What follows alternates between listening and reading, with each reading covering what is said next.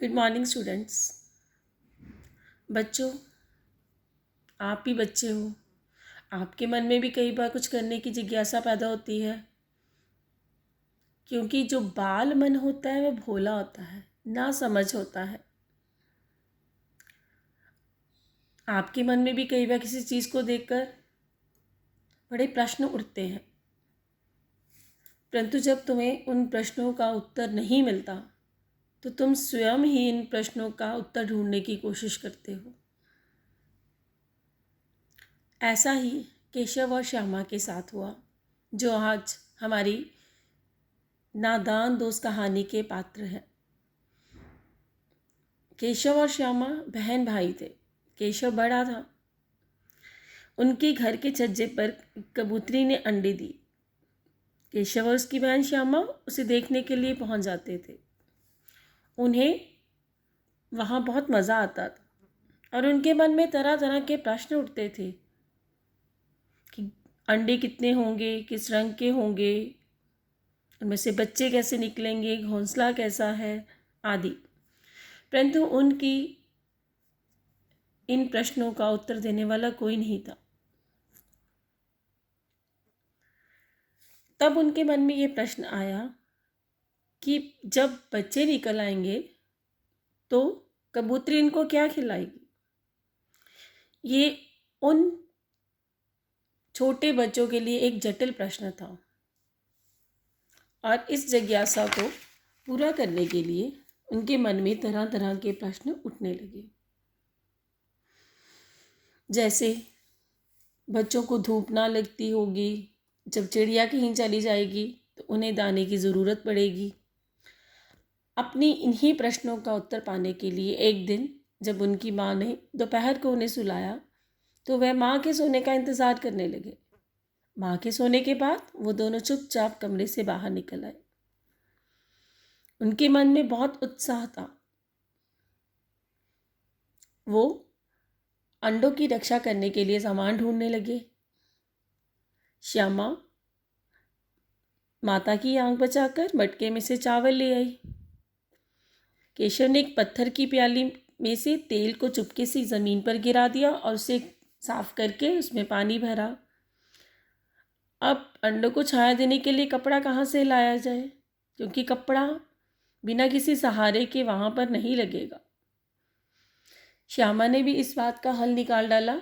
वह कूड़ा फेंकने वाली टोकरी ले आई। उसमें एक छेद था,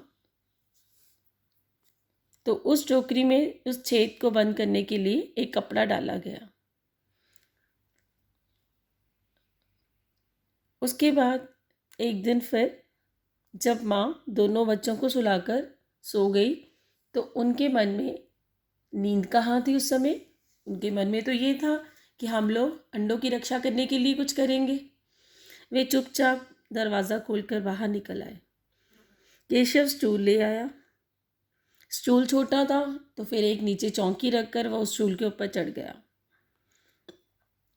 जब भी वो हिलता तो श्यामा को डांटता।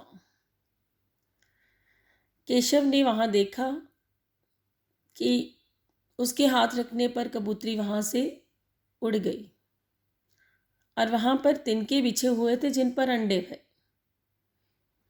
केशव ने कई जगह पर पढ़ा हुआ था कि पक्षी घोंसलों में अंडे देते हैं, परंतु यहाँ उसे घोंसले जैसी कोई चीज़ नज़र ही नहीं है।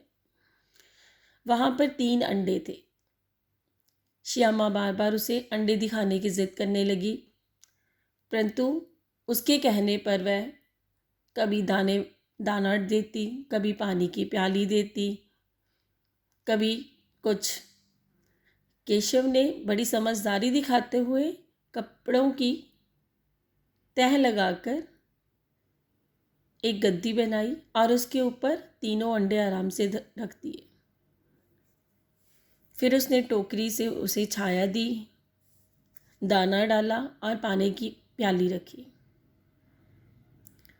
श्यामा बार बार उससे अंडे दिखाने की ज़िद करने लगी, पर केशव उसको डांट देता कि अगर गिर जाएगी तो हड्डी पसली एक हो जाएगी और माँ मुझे मारेगी। इस प्रकार अंडों की रक्षा करके वह चुपचाप नीचे उतर आया। श्यामा की आंखों में आंसू थे। क्योंकि वह भी बच्चा थी, उसके मन में भी अंडे देखने की जिज्ञासा थी, परंतु उसके भाई ने उसकी इस जिज्ञासा को पूरा नहीं किया। उतनी देर में उनके घर का दरवाज़ा खुला और माँ बाहर आ गई और उन दोनों को डांटने लगी और डांट कर उनको कमरे में फिर ले गई। शाम को अचानक श्यामा की नींद खुली और वह बाहर आई तो वह क्या देखती है कि अंडे नीचे गिरे हुए थे और टूट गए थे। वे भागकर अपने भाई केशव को बुला लाई। केशव इस सब स्थिति को देखकर घबरा गया।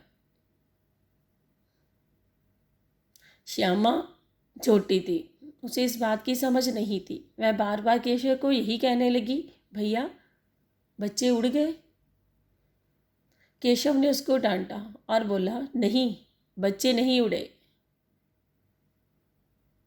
क्योंकि अंडे तो फूट गए हैं और इसमें से जो पीला भाग बाहर निकला हुआ है उसी से बच्चे बनते हैं। अब उन दोनों को डर लग रहा था। उतनी देर में उनकी माँ उन्हें ढूंढते हुए बाहर आ गई और माँ ने देखा कि कबूतरी के अंडे नीचे ज़मीन पर टूटे पड़े थे। माँ ने उन्हें डांटा कि अंडों को किसने छुआ था। उस समय श्यामा फटाफट बोल पड़ी कि माँ, भैया ने ही छुआ था। माँ कहती, वो कैसे हुआ, इतनी ऊपर ये कैसे चढ़ा। तो श्यामा बोली, चौकी पर स्टूल रखकर भैया ऊपर चढ़े थे। तब माँ को उन पर बहुत गुस्सा आया। उन्होंने कहा कि इसी कारण कबूतरी ने अपने अंडे गिरा दिए हैं। केशव बड़ा रुआंसा होकर बोला कि माँ, मैंने तो कुछ नहीं किया था, मैंने सिर्फ उन्हें गद्दी पर रखकर और दाना पानी डाला था।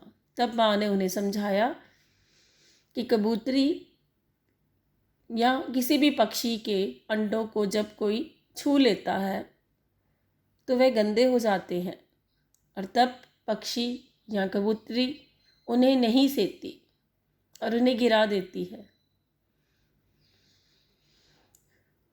केशव को अपनी इस गलती का बड़ा अफसोस हुआ और वह अपनी इस गलती पर पश्चाताप करने लगा। केशव ने तो उन अंडों की रक्षा करने के लिए कुछ भला ही सोचा था, परंतु भला करते करते उसके हाथ से अनिष्ट हो गया। परंतु उसका मतलब ये नहीं था। ऐसा ज़िंदगी में कई बार होता है, हम भला करने जाते हैं परंतु हमसे कुछ बुरा हो जाता है। ये बाल मन की जिज्ञासा है। आप लोगों को भी कोशिश करनी चाहिए कि किसी का भला करो, परंतु उसका बुरा होने की भावना को पहले मन में ज़रूर लाओ। ये ना हो कि आपसे भला करते करते कुछ बुरा हो जाए। धन्यवाद।